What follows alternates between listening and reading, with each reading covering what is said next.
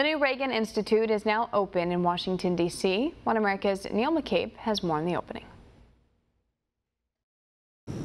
Speaker of the House Paul Ryan joined the Reagan Presidential Library Foundation as it launched the opening of its Washington-based Reagan Institute at a special event at the Willard Hotel. The chance to be a part of this, honestly, it means a great deal to me. I'm from the Reagan generation. I'm a kid of Reagan. Football great Jack Kemp interned for California Governor Ronald Reagan after his football career was over. Kemp went on to become a congressman and HUD secretary, always fighting for the goals and values he learned from Reagan. It was fitting then for Ryan to come full circle, because when he was a young man in Washington, he became an intern for Jack Kemp, a man he calls his mentor. Ronald Reagan never let us forget just how special America is. He called on us to cherish the timeless principles that make us so special in the first place: freedom, free enterprise, self-determination. And he embraced the hard work that it takes to preserve these things. He knew we had it in us, and he knew it could be done. He gave us that sense of hope and optimism. Roger Zackheim is the Institute's first director. Before joining the Institute, he was a senior Capitol Hill staffer and the Deputy Assistant Secretary of Defense. He said having the speaker address the Reagan alumni was a special moment.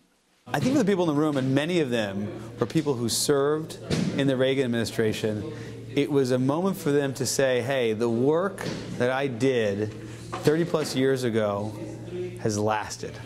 Zackheim said, unlike other institutes in Washington, he will not keep the Reagan Institute in the shadows. He will lead from the front. And we want to be out there talking about those nexus points between the things that were important to President Reagan and the Reagan administration and what's important today. And there are many. John Hubush, the executive director of the Reagan Presidential Library Foundation, told One American News opening the Institute fulfills a promise to bring Reagan back to D.C. And one of my first promises to Mrs. Reagan is that I would help try to find a way to ensure that President Reagan's values, his ideals, his vision for America. Hubush, who is the author of the best-selling Shroud of Turin novel, said, both President Donald Trump and Reagan are brilliant communicators, especially President Trump in the way he uses Twitter.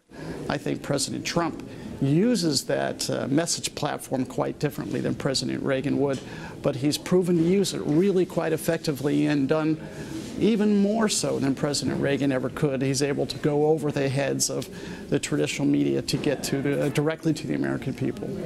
President Ronald Reagan left the White House 30 years ago, but it is fitting that the new institute dedicated to his legacy is located right on Pennsylvania Avenue. Neil W. McCabe, One American News, Washington. Want to see more videos like this? Click on the link below and subscribe to One American News on YouTube, and call your cable provider and kindly demand that One American News is added to your lineup. Call and subscribe today.